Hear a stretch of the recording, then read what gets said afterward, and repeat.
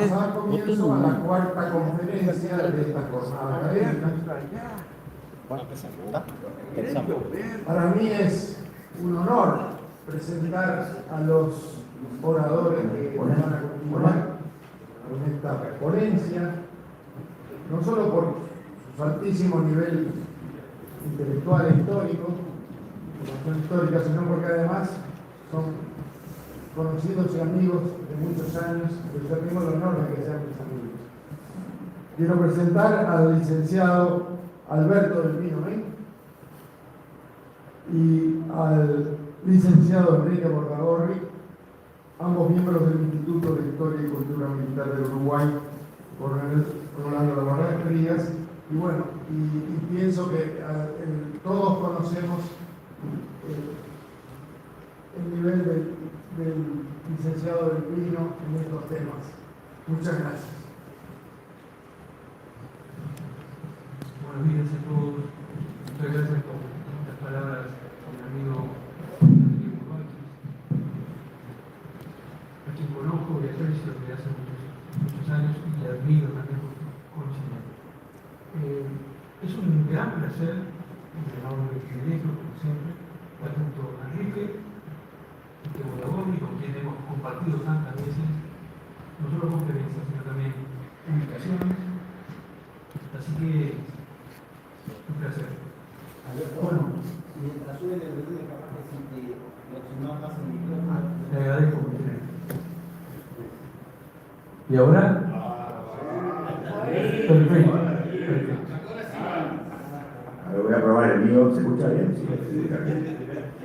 Bueno, nosotros, el título dice lo que es el contenido de nuestra charla, pero no está de más iniciar esta charla para hablar, destacar el papel protagónico que tienen las memorias, y más en este conflicto armado. Tanto Brasil, que fue muy pionero en la construcción de sus memorias militares, hablamos de Barbacena, de Brown, generales brasileños escribiendo su testimonio de la participación que les cupo en aquella guerra que marcó nuestra historia, de todo punto de vista. La historiografía brasileña, tan distinta a la... Podemos hablar de una historiografía republicana. A esta altura podemos decir que tanto Argentina como Uruguay tienen dos historiografías muy claras, muy distintas. Volviendo a lo que es la memoria, nosotros tenemos a Vito del Pino. Siempre lo buscamos cuando tenemos que hacer un trabajo que está relacionado con la guerra de Brasil, guerra ciplatina para los brasileños, guerra de independencia, es nuestra segunda independencia, nuestra segunda guerra de independencia. La primera que inició José Artigas, sin duda. Nosotros vamos a enfocarnos en lo que fueron las memorias del general Antonio Díaz y en el derrotero que tuvo a lo largo de la historia. Estas memorias, que les aclaro, todavía están inéditas, al menos como las quiso concebir orgánicamente el buen general español. En nuestra charla, por supuesto que el eje transversal son las memorias del general Díaz. Vamos a analizar ese trabajo al final, yendo al original que está en el Archivo General de la Nación. Vamos a repasar un poco la carrera militar y como periodista de Antonio Díaz, de su hijo, el coronel Antonio Díaz, y de Eduardo Acevedo Díaz, un linaje muy particular, un linaje constructor de nuestra nacionalidad, una familia que empezó en estas tierras por un español que vino aquí, siguió con el hijo que nació en Buenos Aires y el nieto en Uruguay. Sintetiza todo lo que hemos escuchado hasta ahora en este congreso, esas raíces nuestras, españolas, argentinas, que fueron constructoras de nuestra nacionalidad.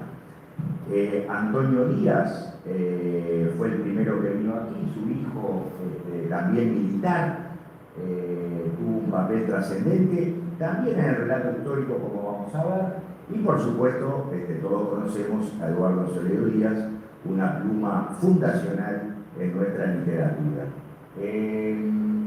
Empecemos por el buen español, Alberto, don Antonio Díaz.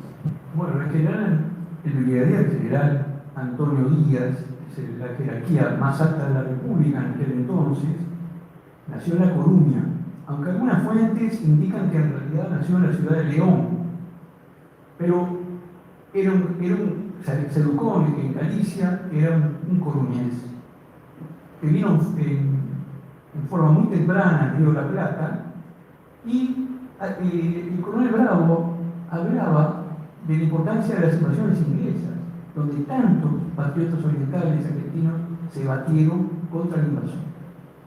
Bueno, este fue uno de los casos.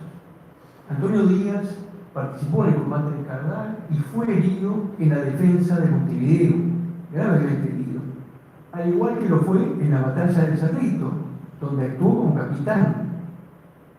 Es uno de los 7 jefes engrillados que envía el directorio caído al Alvear, siendo Antonio Díaz alvearista por antonomasia, era jefe del cuerpo de húsares que le servía de escolta al general Alvear. Es uno de los 7 jefes engrillados, como decía, uno de los relatos que hace su nieto, Acevedo Díaz, con mucho énfasis, en épocas militares del Río de la Plata. Y luego,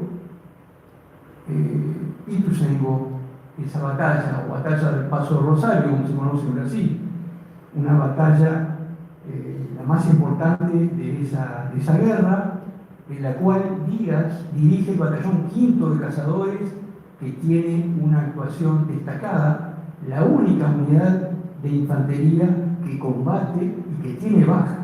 Eso también hay que resaltar. El general Díaz, como faceta fundamental y como característica, es representante de que aquello que la espada no importa la pluma. Es un general de gran actuación, como lo acaba de decir Alberto, en los conflictos fundacionales de nuestra patria, y además fue un periodista y un político muy activo. Él, a partir de 1814, comienza a publicar diarios aquí en Montevideo y en Buenos Aires, diarios que fueron muy importantes en su momento, porque fueron la opinión en la causa revolucionaria contra la invasión y la provincia cisplatina, fue voz de los caballeros orientales, fue desde Buenos Aires con el piloto propulsor fundamental de la gesta que después derivaría en todos los hechos de 1825, tuvo una fina pluma de sátira política muy interesante y alardes de una libertad de expresión realmente llamativo para la época. Él publicaba cartas de muchos lectores a pesar de estar en contra de su línea editorial. Y tiene una gran sátira, tiene una pluma muy fina y muy interesante de leer. El Universal es un diario muy importante porque fue el primer diario que defendió los intereses del Partido Blanco recién creado, del cual él fue fundador. Aquí en el Universal lo vamos a detener después, porque fue muy importante para el anuncio que va a hacer con respecto al eje de nuestra charla. Y el Defensor de la Independencia Americana, un diario importantísimo, que fue la voz del gobierno del Cerrito y del presidente Oribe. Enrique, no nos olvidemos que tanto la Aurora, el Aguacero, como el Pampero, eran diarios que se publicaron durante la dominación lusitana y luego la dominación brasileña. Y eso es importante. Él siguió adelante con su pregón a favor, era un caballero oriental, un hombre plegado por la independencia de la banda oriental. Y siendo un militar de esa actuación y y un periodista muy activo, escribió unas memorias que son el foco que queremos poner en esta charla, ¿verdad? ¿Qué comprenden las memorias? Por las memorias que se mantienen inéditas, ahí nosotros estamos viendo manuscritos que actualmente pertenecen al repositorio que nosotros conocemos como Archivo General de la Nación, aquí en Montevideo. Esas memorias se mantuvieron inéditas durante décadas. Están inéditas, sí, bueno, es buena la precisión que hace Enrique. Sin embargo, parcialmente, como veremos, fueron publicadas una porción de ellas. Lo que interesa destacar es que la parte medular de esas memorias refiere a la guerra contra el Imperio de Brasil.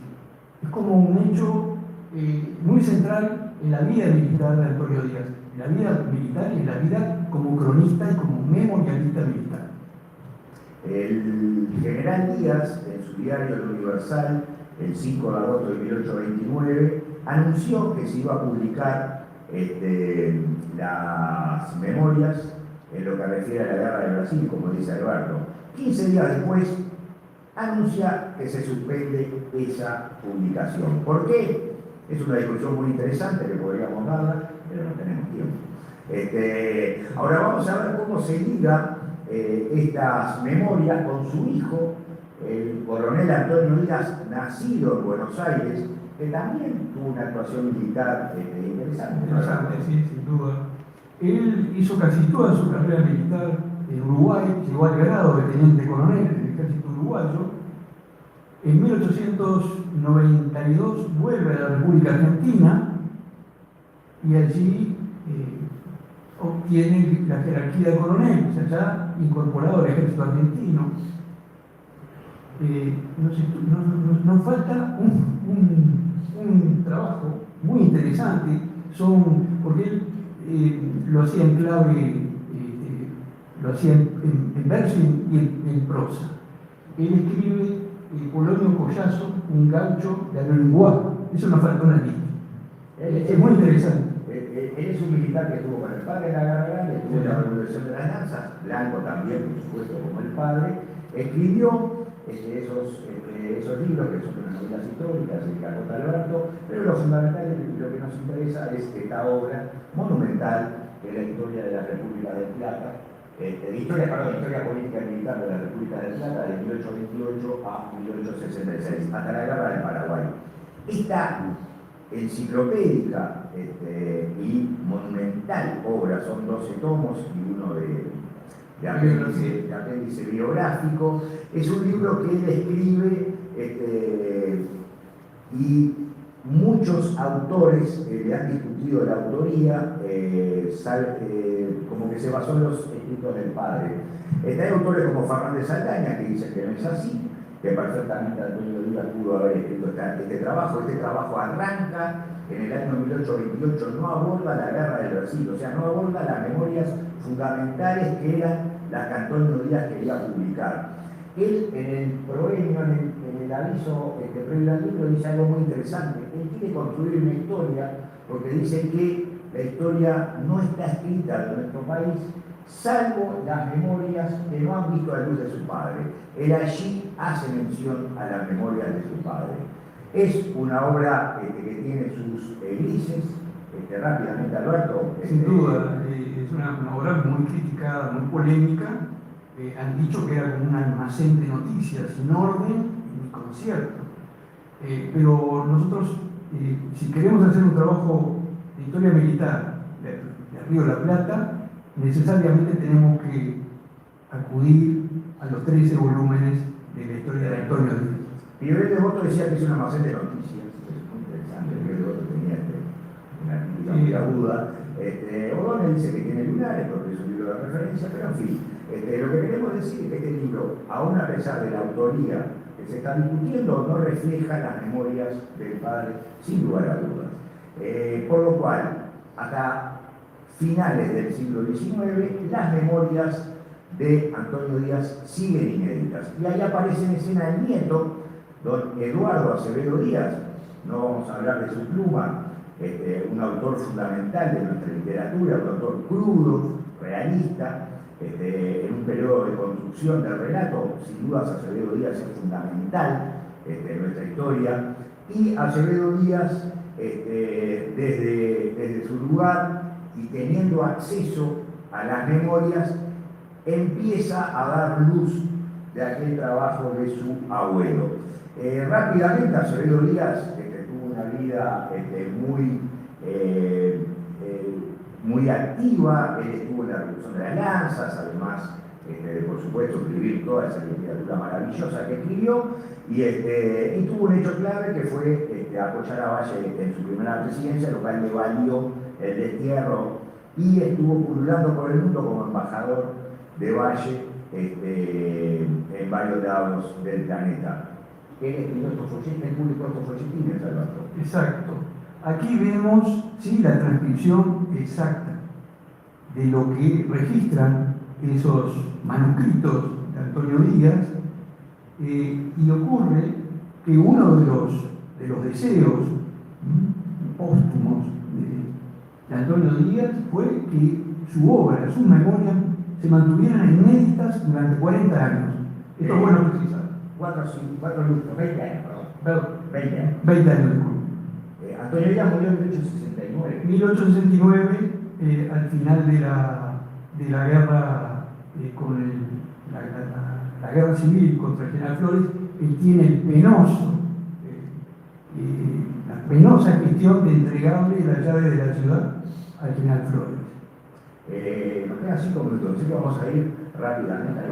Bueno, los folletines son fundamentales porque allí se ve, vamos a ver si cómo refleja el original, lo que fueron las memorias del abuelo. Este libro es un paso más, es Épocas Militares de los Países de Plata, un libro clave, donde él allí compila los folletines y le agrega más partes donde hace alusión a las memorias del abuelo.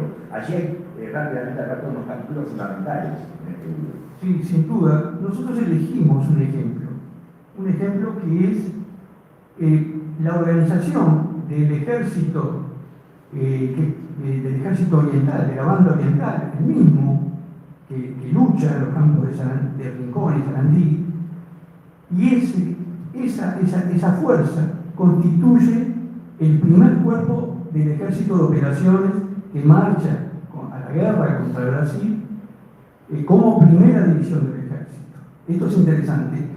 Y lo que nos muestra Antonio Díaz es la constitución de ese primer cuerpo dividido en 3 divisiones.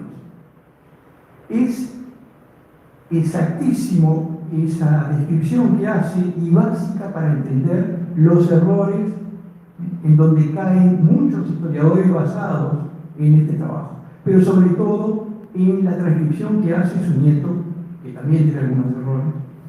Lo que nosotros estamos viendo allí es la cantidad de efectivos según diversos autores basados en sus memorias. Como que se fue agrandando el ejército a lo largo de las distintas versiones. Exacto. Acá contrastamos el margen. Ese margen en las memorias y en los escritos antiguos son muy importantes. Allí él aclara cómo está la organización y nosotros rápidamente lo contrastamos con 3 historiadores, con 2 historiadores. Exactamente. Trabajamos con el propio Acevedo Díaz y con Clemente Frejeiro, que hicieron uso absoluto. En el caso del nieto, no quiero decir abusivo, pero en el caso de Frejeiro realmente asombra los errores, ¿no? Son muy notorios. Si pasamos a la otra, ahí lo estamos viendo. Ahí estamos hablando de que Frejeiro habla de que el coronel Servando Gómez comandaba el Regimiento de Libertadores Orientales, lo cual es un error. Ese cuerpo estaba al mando del coronel Ignacio Olive. Eso es uno de los tantos errores. La división de Paysandú estaba al mando de los comandantes Raña y Tejera, y él dice que estaba al mando de los comandantes Raña y Melilla. Melilla era el segundo jefe de Dragones Orientales. Adrián Medina no mandaba a la milicia de Mercedes. si los tiradores de San José, la milicia de Mercedes Soriano, estaba al mando del comandante Miguel Planes, tal como advierte Eduardo Acevedo Díaz, basado en la pluma de su abuelo. Exactamente. Acá lo importante es que, yendo al original, que está disponible en el Archivo General de la Nación, nosotros de allí sacamos este fragmento solo para mostrar las distintas versiones que a lo largo de la historia nos van mostrando diferentes escritores y que un poco se alejan a veces de la versión original. Concluyendo, Alberto. Bueno, nosotros son de carácter múltiple nuestras conclusiones. Hablamos del papel de las memorias militares como fuente historiográfica, una fuente historiográfica muy relativa, ¿no? Muy subjetiva. Estamos basados en un testimonio personal que muchas veces es opinable. En tanto, narrativa implica una selección. Por lo tanto, el texto memorialista es un género que históricamente puede ser incierto, vulnerable a subjetividad. La memoria del general Antonio Díaz, más allá de fragmentos o partes publicados, las memorias nunca se han publicado con sujeción rigurosa al original, ni con un criterio orgánico que devuelva al manuscrito la unidad que pudo haber tenido en su concepción. El informe de Ramignani, Schiaffino y Pebel Devoto es un examen técnico que se hace en la década de 1950, antes de adquirir estas memorias por parte del Archivo General de la Nación, que es muy recomendado por estos historiadores.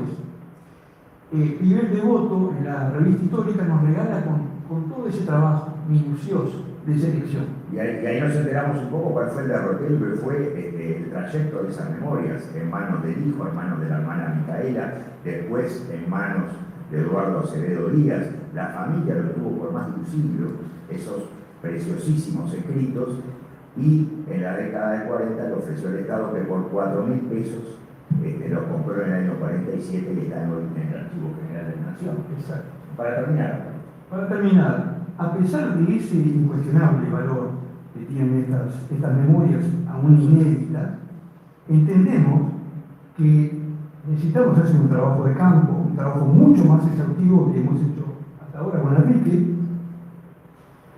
y ver la posibilidad de que algún día vuelvan a su estado original, comentadas obviamente, y sirvan como un elemento más para que se sumen a las memorias que conocemos y que han sido editadas. Tal es el caso de la de Brito del Pino, que fue publicado en la revista histórica y después como un volumen aparte décadas después. Estas memorias merecen ese trabajo. Es una invitación. Por supuesto que en la ponencia está más desarrollado todo esto que aquí presentamos, pero creímos necesario hacer un abordaje distinto al que se ha hecho en el Congreso, que son las memorias militares. Muchas gracias. Aquí están las referencias de la investigación. Un placer. Muchas gracias.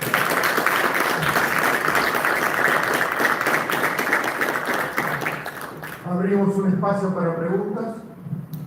Hola.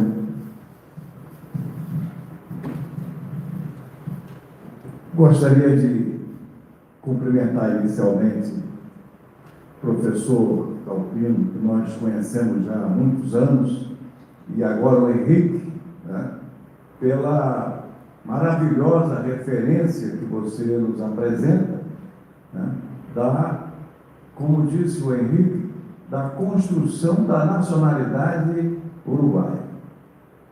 Eu acho, eu creio, né, que isso tem que ser publicado, não só para os uruguaios, mas para aqueles estudiosos de história das Américas, né? Interessa ao Brasil muito essa publicação, né? Creio que vale a pena um esforço, né, do Instituto Uruguaio nesse sentido, particularmente nesse período agora que nós estamos vivendo, né, o bicentenário da independência. Eu creio que são obras desse tamanho, né, que forjam realmente uma nação. Temos aí Camões, como os Lusíadas, que marcam, né, a nação portuguesa. No Brasil, com relação a esses episódios, a essa época, nós temos a obra fantástica, Tasso Fragoso, né, que fez um trabalho parecido, né. Então eu fico feliz de saber que isso existe e de saber que vocês estão querendo fazê-lo. Era essa a minha intervenção. Tá? Muito obrigado.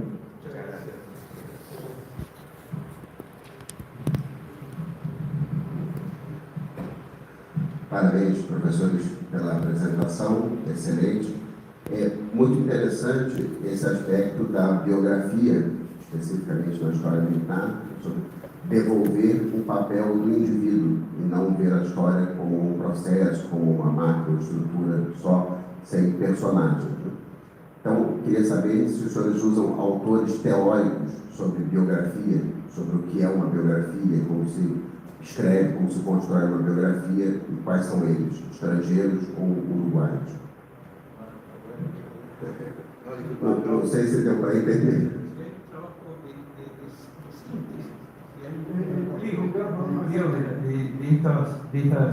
De estos escritos de memoria, sí existen algunos trabajos.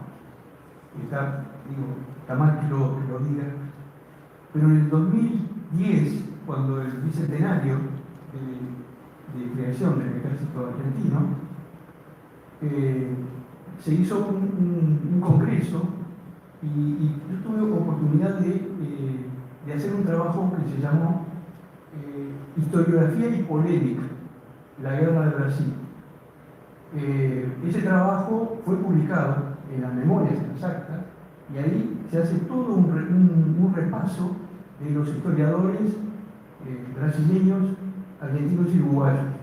Y había una divisoria muy tajante entre el papel de los historiadores argentinos y los uruguayos. Tenemos grandes, como ustedes saben, la primera obra en el Río de la Plata, porque los brasileños ya escribieron trabajos muy interesantes, que son muy anteriores en el tiempo, es la de Amadeo Baldrich, la Guerra de Brasil, que data de 1905. Hay un trabajo muy pionero, pero estamos hablando del Río de la Plata. En Uruguay hay algunos historiadores muy prolíficos que han hecho mucha producción historiográfica. Tal es el caso del coronel Antunes de Oliveira, que ha escrito trabajos muy exactamente maquiavélicos. Pero la publicación de memorias, que es básica para entender, Brasil ha llevado la cabeza. Esas publicaciones, por ejemplo, la defensa que hace el mariscal Brown de su papel en la batalla de Ituzaingó, que es rebatida por Lecor. Lecor fue el comandante de los últimos años de la campaña cisplatina y tuvieron muchísimas diferencias. Brown era un general alemán que actuó como jefe de Estado Mayor. Entonces toda la minucia, todos los datos que nos brinda son realmente extraordinarios. En el caso de las memorias en Uruguay, las memorias, salvo el caso de Nivel Devoto, que ha trabajado mucho con colecciones de memorias, sobre todo en 1925, y se tuvo una selección y se publicó en la revista del Instituto Histórico y Geográfico del Uruguay, hace casi un siglo. Salvo eso, hay pocos trabajos realmente, como lo que nos decía el profesor. Sí, qué bueno es decir que César Díaz es familiar, es sobrino del general Antonio Díaz, salvo que estaba peleando en el campo opuesto, porque él defendía al gobierno colorado y Antonio Díaz estaba con Uribe. Estamos desarrollando mucho en esta pregunta, nos jugamos en el tiempo. Si empezamos a hablar de libros y historia, podemos estar acá un buen rato. ¿Alguna otra pregunta? Enrique Alberto, muchas gracias.